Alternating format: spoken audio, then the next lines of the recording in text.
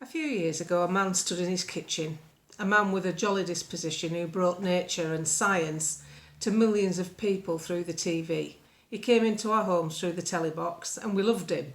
He was a bit eccentric and he made botany and other things interesting, and he certainly brought it to the attention of children. He was much loved. And he stood in his kitchen one day looking out of a rain-splattered window. He had a friend for tea and he was making a cup of tea and he said, "They don't want it. They don't want science, they want a narrative." And tears rolled down his face as he realised he'd been cancelled. That man was David Bellamy, and that friend, who he said it to, rang me on Saturday and we had a chat about him. And obviously David Bellamy was as lovely a man as you would expect, a generous spirit who shared his knowledge and was glad to do so. But it wasn't enough, because he didn't toe the line, he didn't toe the narrative. And as he explained in many interviews, it's perfectly natural what's going on. I'm being careful with the way I choose my wording for this, because we're on a sensitive platform that puts warning signs on if you think I've got something wrong. And we're only discussing things here. And really what I'm discussing is the fact that a really genuine scientist, a man who could have nurtured the young, was replaced by what I would see as a stooge. And I'm grateful that this man rang on Saturday, because he's a contact of Neil Oliver's. And Neil had said, "Why don't you give June Slater a ring, blah, blah, blah." So he did. And obviously he's a man of great integrity, and he knew David Bellamy, and I was privileged that he shared that information.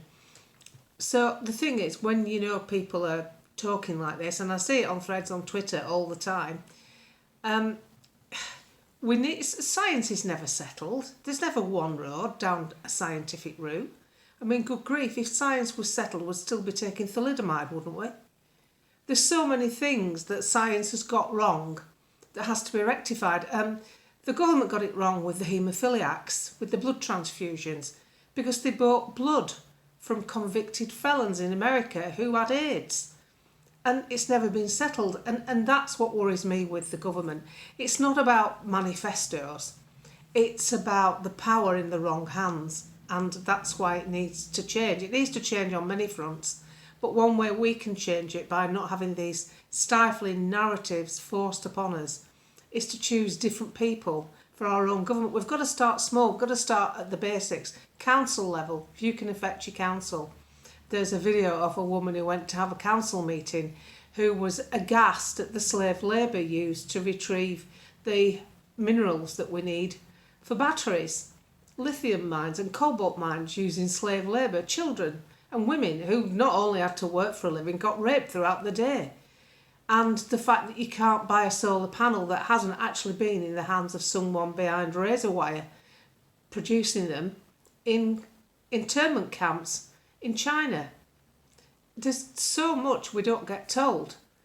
And the facilities to dispose of the wings of a wind farm, they go into landfill. They're man-made, you can't biodegrade them. But we don't get told any of this. We're sold the narrative, and that's the worry, because the narrative is no more greener than anything else. And when you get accredited people, sincere people who can't be bought, who are cancelled, sadly the man's died since, nothing to do with anything, but you've got to find out your information for yourself, and obviously be careful how you word it if you're going to pass comment on the thread. The other thing I'd like to know from this audience, because you're new to me on YouTube, because I've only started doing it since I realised a copycat had got 15,000 followers on the back of putting my stuff out, and I didn't even know about him. The reason I'm ashamed about that, and I've started doing my own YouTube, is because I can't bear to think there's somebody out there just churning my stuff out who never comments to anyone. In fact, he did comment to someone on the Copycat channel, which is UK Politics for Freedom, but he uses my name on all the videos he launches. A woman said, "Hey, this isn't the real channel, this isn't June Slater." And he went, "Slow hand clap." So he knows he's doing it. And the thing that I took the hump for was because I'd never launch a channel on anything, a page or anything, and expect you to listen to what I've just said or read what I've just written and not respond.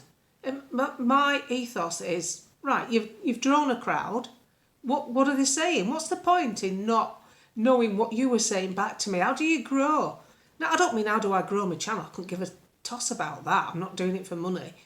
How do you grow in knowledge? How do you find out what people are thinking? How do you know how the country feels? How can you put that across? Do we go off government polls? Because they don't work.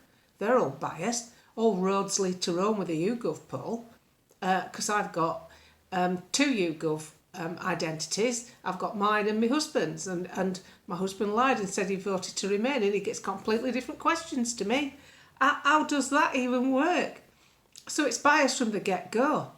So what we need to do is realise that we have to fight what's going on every front. We have to turn up at rallies if you've got the physical well-being to do so, or if you're in close proximity, you can afford the travel fees.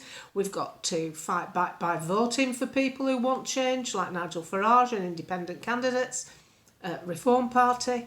We've got to blog, tell each other, recommend bloggers to each other, and search for our own news, because the media's dying. It's dying. The newspapers are dying. I mean, the Telegraph. Did you ever think you'd see the day when they were strapped for cash? And, you know, the trouble is the media is controlled by the advertising base, which is the money that comes in to support it all. So we can't trust them anymore, because they'll, you know, it's like digital prostitution. It's the highest bidder, isn't it? And the government, unfortunately, has been a massive spender this last 3 years. So the reason I introduced this blog about David Bellamy is somebody I happen to highly respect, and I used to miss him when he died and he didn't come on. I missed him. I had no idea he'd been cancelled. That only dawned on me later when I started doing this sort of thing a few years ago. But how many people have they done it to? Look at Lawrence Fox, cancelled.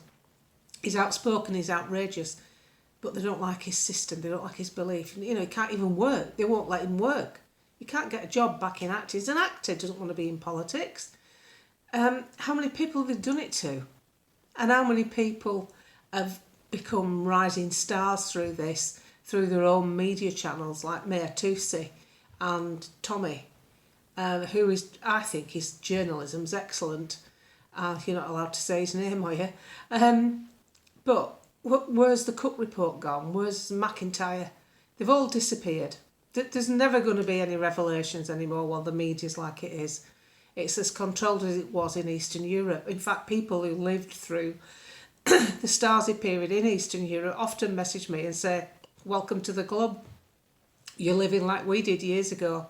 So this was just a bit of a tribute to a man I think a lot of people will resonate to and trust, that tried his best and couldn't be bought.